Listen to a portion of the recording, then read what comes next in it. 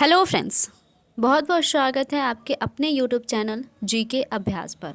जैसा कि आप सभी को पता है कि हम एसएससी जीडी 2022 का प्रीवियस ईयर क्वेश्चंस लेकर चल रहे थे और मैंने आपको पहले बताया भी था कि हम पहले प्रीवियस ईयर क्वेश्चंस कराएंगे, उसके बाद हम एक्सपेक्टेड क्वेश्चंस लेकर आएंगे। तो जैसा कि मैंने पिछली जो जितने भी पार्ट्स मैंने कराए प्रीवियस ईयर क्वेश्चंस के, तो वो उसके मैंने टोटल 10 पार्ट कराए, है ना। टोटल 10 पार्ट कराएं। अगर आपने वो प्रीवियस ईयर क्वेश्चंस नहीं देखे हैं तो आप सिंपली हमारे चैनल पे जाके देख सकते हो। ऐसे हमारा प्लेलिस्ट बना हुआ है, आप सिंपली वहाँ से देख सकते हो। अब देखिए, आज से हमने एक्सपेक्टेड क्वेश्चंस उठाना स्टार्ट करा है, जिसका आज है हमारा पार्ट फर्स्ट। तो एसएससी जीडी में जो क्वेश्चंस पूछे जाते हैं, जो कि मैंने प्रीवियस ईयर क्वेश्चंस कराए, तो आपको इसे अंदाज़ा तो हो ही गया होगा कि इसमें ज़्यादा टफ क्वेश्चंस नहीं पूछे जाते हैं। क्वेश्चंस इसके नॉर्मल ही रहते हैं, बस हमें बेसिक चीज़ों का ध्यान रखना होता है। तो उसका प्रीवियस ईयर का हमने पार्ट 10 तक कंप्लीट कर चुका है। अगर आपने नहीं देखा है तो आप हमारे चैनल से देख लीजिएगा।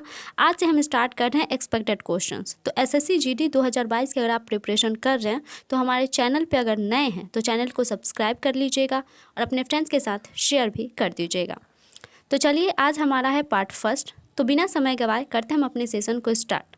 हमारा आज का फर्स्ट क्वेश्चन है, निम्नलिखित में से किसे महाभियोग की प्रक्रिया द्वारा हटाया जा सकता है।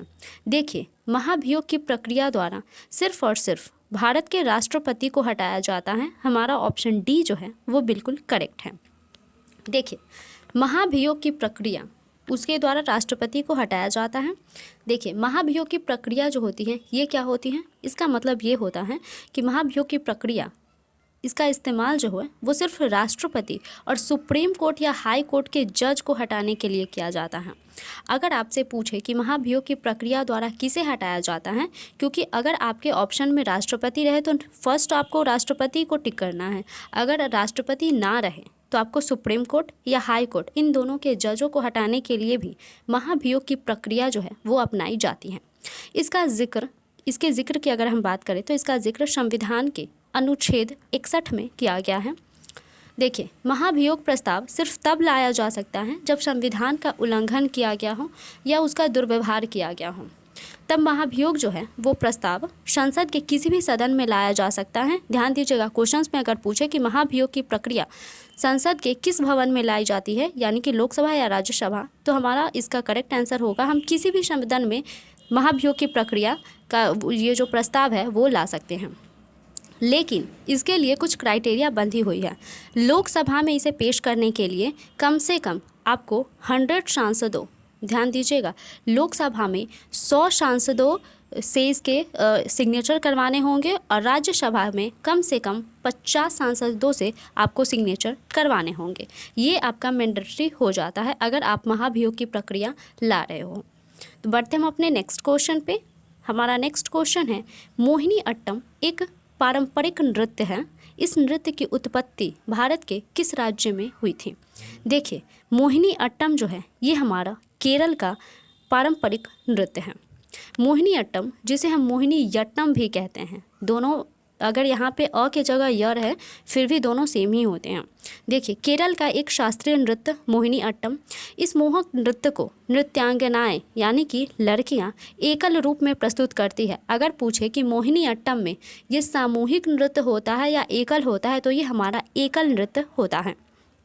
देखिए, मोहिनी अट्टम शब्द जो है वो 2 शब्दों से मिलकर बना हुआ है। एक तो मोहिनी, इसका मतलब होता है मोह लेने वाला। सेकंड हमारा होता है अट्टम, इसका मतलब होता है मादक मुद्राएं।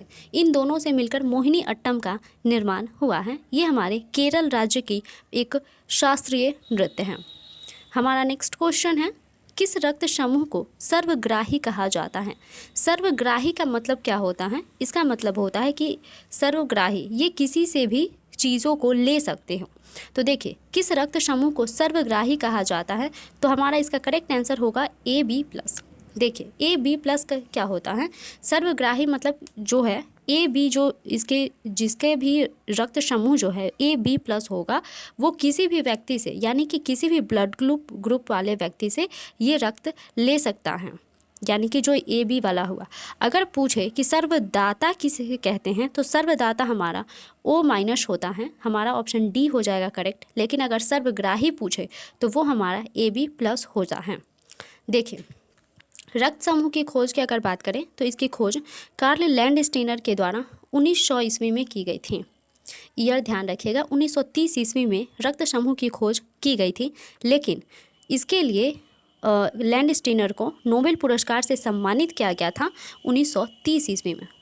तो ये वाला ईयर भी ध्यान रखिएगा, क्योंकि नोबेल पुरस्कार से इन्हें 1930 ईस्वी में सम्मानित किया गया था। बढ़ते हम अपने नेक्स्ट क्वेश्चन पे। निम्नलिखित में से बिजली का अच्छा चालक नहीं है। ध्यान दीजिएगा, क्वेश्चन में पूछा गया है नहीं है, तो बिजली का जो अच्छा चालक है वो हमारा ब्रोमीन नहीं है। हमारा ऑप्शन बी जो है ये बिल्कुल करेक्ट है। देखिए, अगर क्वेश्चन में पूछें कि सबसे अच्छा बिजली का चालक जो है वो कौन सा है, तो वो हमारा चांदी हो जाता है। लेकिन अगर क्वेश्चन में हमारा पूछा है कि अच्छा चालक नहीं है, तो हमारा करेक्ट आंसर इसका ब्रोमीन होगा। हमारा नेक्स्ट क्वेश्चन है, 1938 और 1939 में किसे भारतीय राष्ट्रीय कांग्रेस के अध्यक्ष के रूप में चुना गया था? तो भारतीय राष्ट्रीय कांग्रेस के अध्यक्ष के रूप में किसे चुना गया था? तो हमारा इसका करेक्ट आंसर हो जाएगा सुभाष चंद्र बोस। हमारा ऑप्शन ए बिल्कुल करेक्ट है।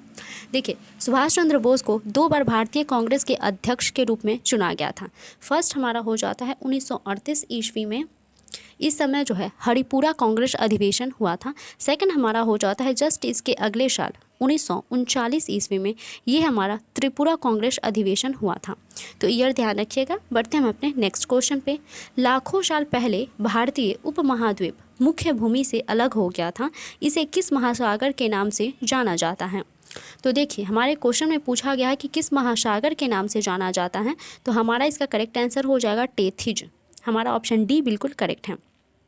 देखिए, टेथिज सागर जो है ये गोंडवाना लैंड और लॉरेशिया के मध्य स्थित है। एक सागर के रूप में ये एक कल्पित किया जाता है। अगर इसकी बात करें तो इसकी इसी जमा अवसादों में जो होती हैं ये प्लेट विवर्तनिकी के परिणाम स्वरूप अफ्रीकी और भारतीय प्लेटों के यूरेशिया प्लेट से टकराने के कारण हिमालय और अल्पस जैसे पर्वत जो हैं इसकी रचना हुई है। तो ये टेथिज जो है इसकी हमारा इसका करेक्ट आंसर हो जाता है कि ये पहला भारतीय उपमहाद्वीप मुख्य भूमि से जो है ये अलग हो गया था। हमारा नेक्स्ट क्वेश्चन है, देशभक्ति गीत सारे जहां से अच्छा, इसके जो है लेखक कौन है, इसके रचयिता कौन है? तो हमारा इसका करेक्ट आंसर जो है ये क्या हो जाएगा? इसका हमारा करेक्ट आंसर हो जाएगा मोहम्मद इकबाल। ऑप्शन ए हमारा बिल्कुल करेक्ट है। हमारा नेक्स्ट क्वेश्चन है, महात्मा गांधी ने किस वर्ष चंपारण सत्याग्रह का आरंभ किया था? तो महात्मा गांधी ने चंपारण सत्याग्रह जो है 1917 में स्टार्ट करा था। हमारा ऑप्शन बी बिल्कुल करेक्ट है।